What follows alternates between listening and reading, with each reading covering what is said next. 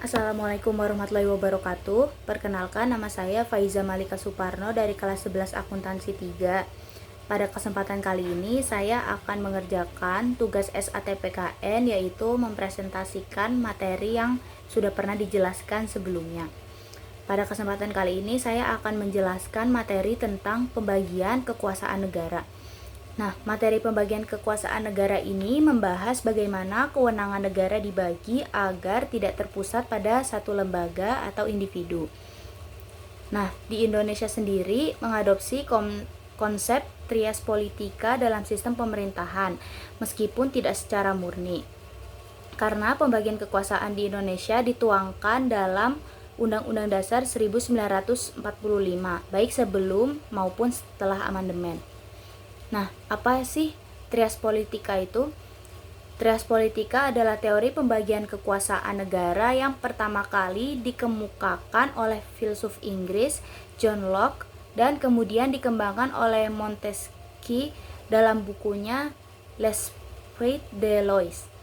Nah, tujuan utamanya adalah untuk mencegah penyalahgunaan kekuasaan dengan cara memisahkan fungsi-fungsi negara menjadi bagian 3 cabang yang independen namun saling mengawasi dan menyeimbangkan.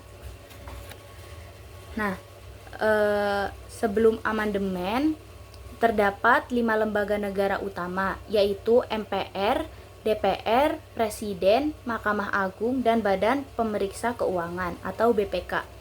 Setelah amandemen, jumlah lembaga negara bertambah menjadi 8, yaitu MPR, DPR, DPD, Presiden, Mahkamah Agung, Mahkamah Konstitusi atau MK, Komisi Yudisial, dan BPK.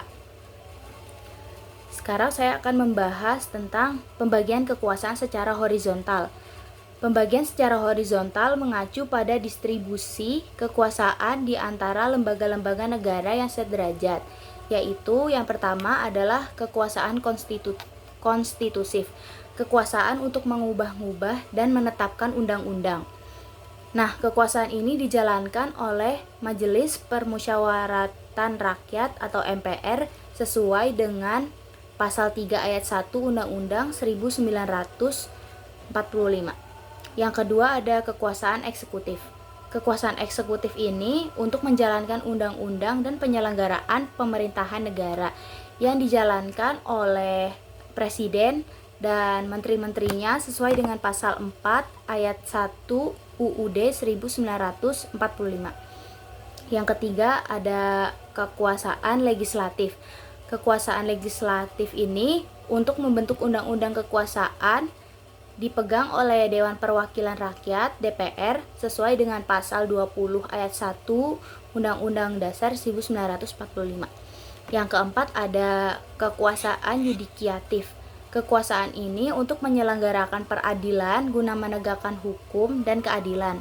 Kekuasaan ini dipegang oleh Mahkamah Agung dan Mahkamah Konstitusi sesuai dengan pasal 24 ayat 2 Undang-Undang Dasar 1945. Yang kelima ada kekuasaan eksaminatif atau inspektif. Kekuasaan yang berhubungan dengan penyelenggaraan pemeriksaan atas pengelolaan dan tanggung jawab tentang keuangan negara. Nah, yang kedua ada pembagian kekuasaan secara vertikal. Pembagian vertikal ini mengacu pada distribusi kekuasaan berdasarkan tingkatan pemerintah, yaitu pertama pemerintah pusat yang memegang kewenangan dalam urusan yang bersifat nasional dan strategis.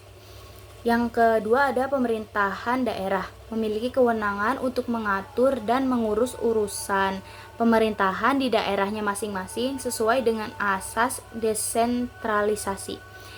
Nah, hubungan antara pemerintahan pusat dan pemerintahan daerah ini diatur melalui koordinasi, pembinaan, dan pengawasan untuk memastikan keselarasan dalam penyelenggaraan pemerintah. Apa sih tujuan pembagian kekuasaan itu?